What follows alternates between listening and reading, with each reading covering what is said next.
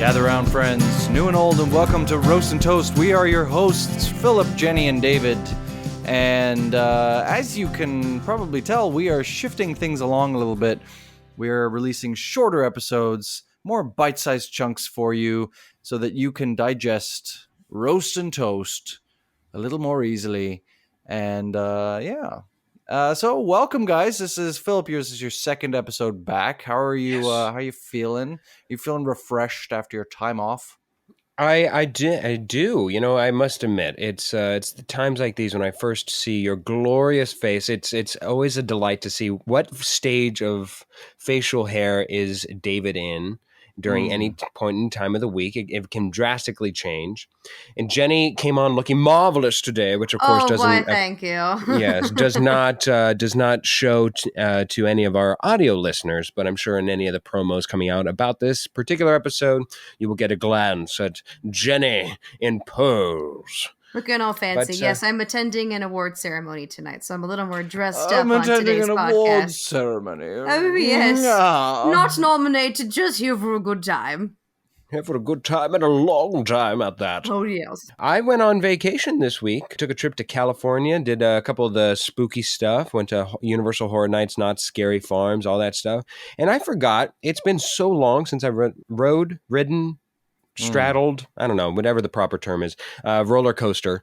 Straddled, I can tell you, is probably not the one. But we don't know. It's still probably. So there I was, straddling the roller coaster. And but beyond that, it is delightful. It is a delightful. It's been too long because once that first roller, I was like, oh, the testosterone. It like seized through my belly, and also testosterone or adrenaline. It's everything. When you're straddling, things happen. Yeah, things happen when you're straddling there, David. All right. And you and I experience roller coasters differently, but yes, unquestionable, completely factual opinion.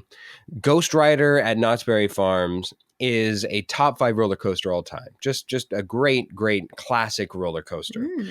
All right. David, how did your week go this week? I tweaked my back at work today, so I've been like, you know, when like the slightest move or the slightest, if you breathe in too deeply and all of a sudden your back just goes, it's just horrible. So that's been my day today. It's been pretty bad, but otherwise, you know, things are going good. This past weekend, I support several sports teams, 4 quite strongly. And 3 of them played this past weekend, and all of them won. It was such a rare thing to experience, and it was a delight. Exciting! I know. I was like, wow. Look at that. Yeah. And Jennie, what about you? Well, things are still floating around in Derry, Maine for me. We are finishing up our run of Pup It, our puppet parody of It by Stephen King. We had a wonderful night last night. We hosted a clowns-only audience performance where everyone in the audience showed up dressed as a clown or a variation. I wondered what of that a clown. meant. That feels discriminatory. Discriminatory. It's like showing clowns, like, look, this is, yeah. It's like the Showing us as a stereotype of villain? all clowns, and you're showing that to clowns. Well, typically people find clowns scary, but yes, that is, now that you mention that, I'm like, interesting. We did have one big group photo at the end of the evening, and I'm standing as Pennywise way in the back with my red balloon, and it's just me, like this little dot compared to everybody else in the audience, all decked out in their finest clown gear. It was definitely one of our best audiences of the entire run. I'm so glad it happened. It was awesome. That's awesome.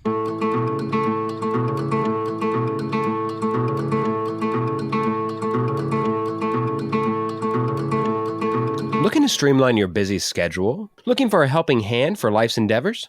Details by Claire is here to make your life easier. Visit www.detailsbyclaire.com to explore a wide range of services, including calendar management, website creation, and even voiceover work. Claire's attention to detail and dedication to her clients are unmatched. Don't let the game of life overwhelm you. Visit www.detailsbyclaire.com today and discover the convenience and expertise of Details by Claire. Okay, boys, it's been way too long since we have played a game with just the three of us. I'm itching for this. Let's go. Absolutely. All right, guys, I brought you a game this week. I know it's been a little bit since you guys have been able to... cream as well. Yes.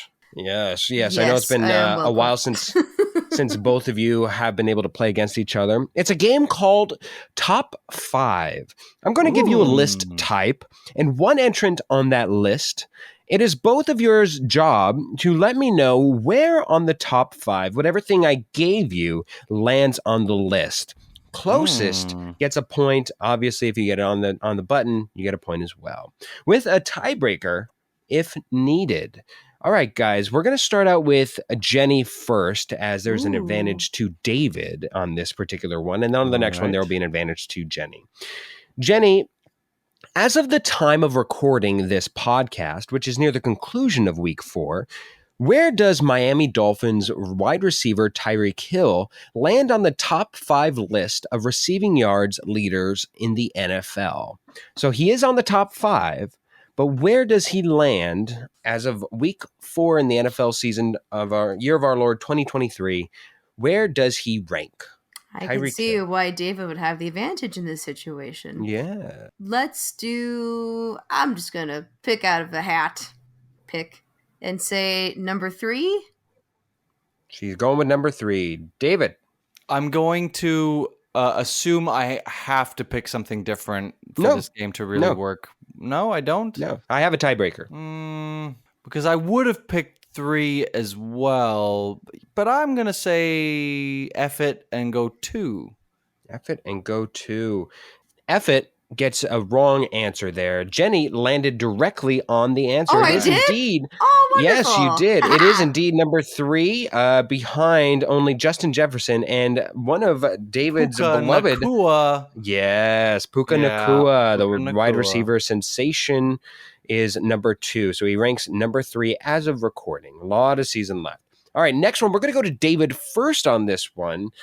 David, according to GameRant.com, where does Ash Ketchum's infamous Charizard rank on the strongest Pokemon currently in Ash Ketchum's roster, excluding Pikachu list? Now, top 5 edition for this one. Where does Charizard rank in this list? I have no idea.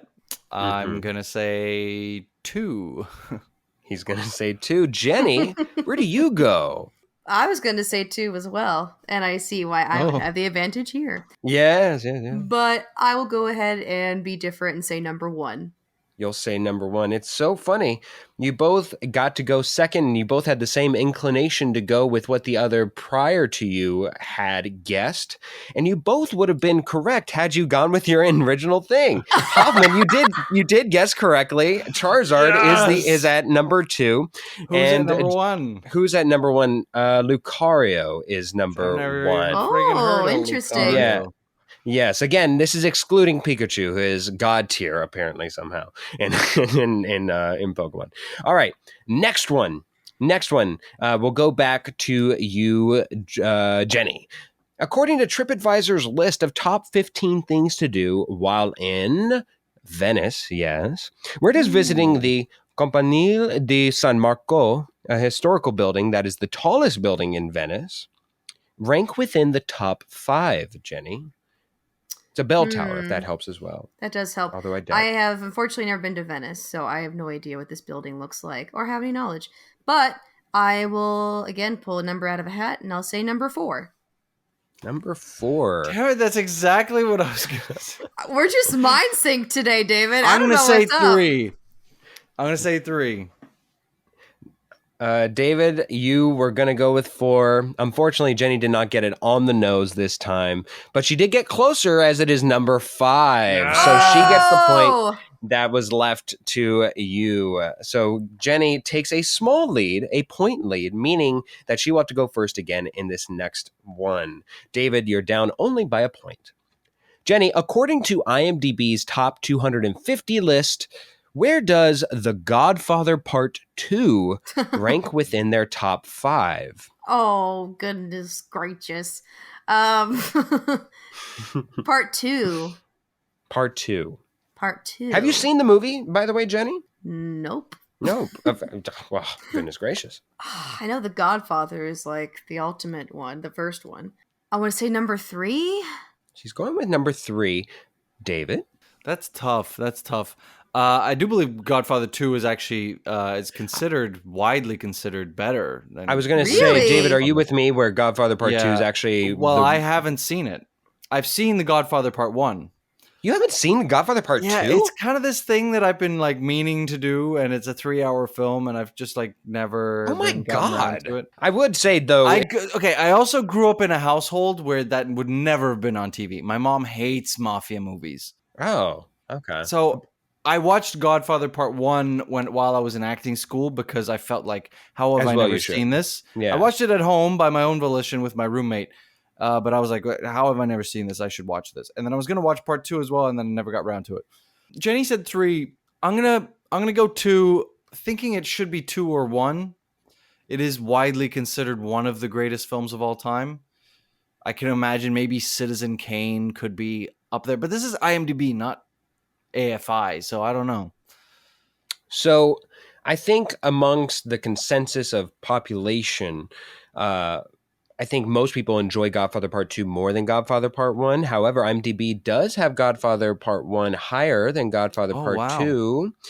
And Jenny gets the point and seals her victory with a number 4 ranking of the Godfather Part 2, and Jenny being closer to it. So, David, you are now playing for your own dignity of not just getting only 1 point. Number 1 overall, by the way, Shawshank Redemption. Yeah. You seen that one, Jenny? Okay, we'll move along. I'm terrible. I know. It's all right. It's all right. According to Tick Publishing's list of top 10 best-selling authors of all time, where does Agatha Christie rank amongst the top 5? Jenny, we'll go to you again here. Where does Agatha Christie rank amongst the top 5? Ooh. I'm guessing number 1 is not Jesus with the Bible. Jesus is unlisted, unaccredited on this one. All right. Number 4. She's going with number 4, Hoffman. All time? Worldwide? All time worldwide. According to worldwide. TCK. I'm just going to say number 5. You've really pigeonholed yourself here, David. As Jenny chose number 4, you've sold your soul to the devil to get that it is exactly number 5. Whew. And the devil is owning your soul right now for no reason, because it is number 2 Agatha Christie ranks on this list. Of course, number 1, how darest thou, sir, not even considereth William Shakespeare. William Shakespeare. No, yeah. I thought that would be, that should be number 1, and then I figured there'd be many others before Agatha Christie, but... yes, 5. William Shakespeare. 2, sorry. Yes, number 1, number 2. Number 3 is Barbara Cartland. Never heard of her. Yeah, never heard of her. She apparently wrote 723 books, most of which were romances. Oh, that's cheating. You just got volume there. Yeah, Danielle Steele is there. And Harold Robbins is number 5. I don't know. Yeah, I don't know. All right, so there we go. Those are all the ones that I got for you. Jenny, you win 4-1. Congratulations. Thank you very much.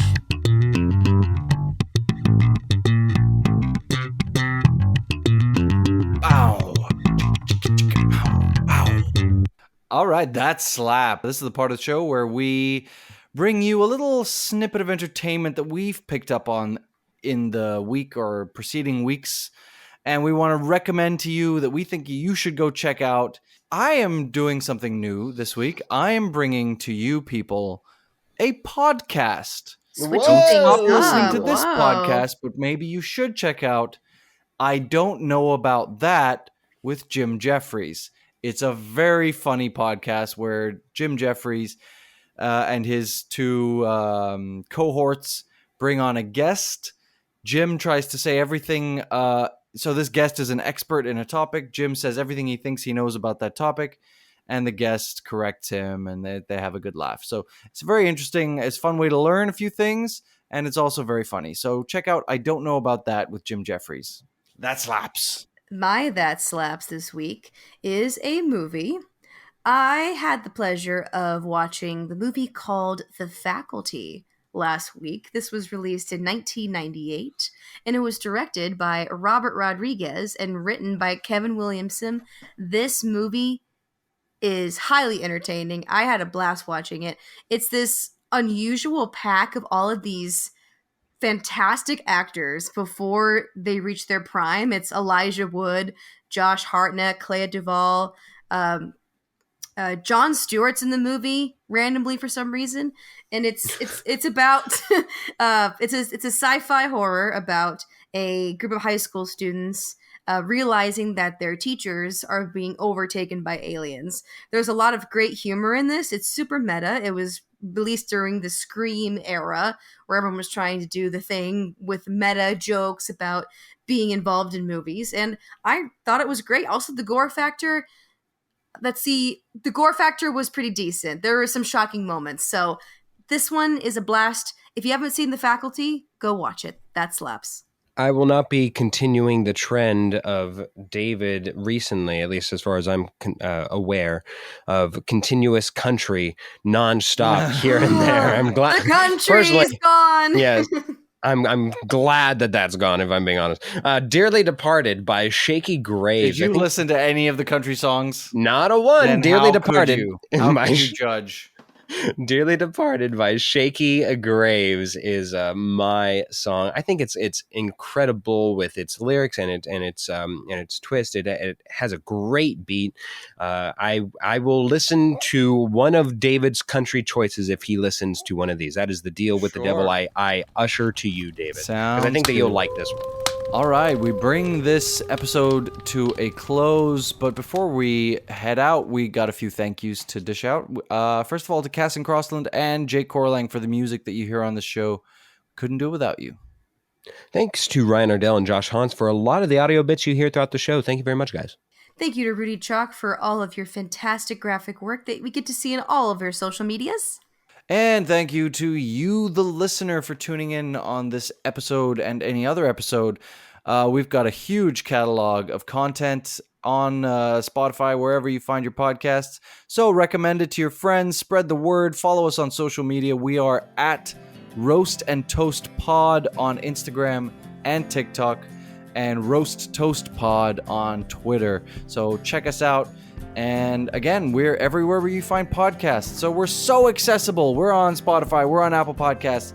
Pretty much everywhere, just not Pandora. Don't go finding us on Pandora because we ain't there. Screw you, Pandora.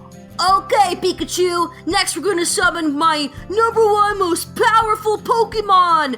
Go, Bear! Use Scratch!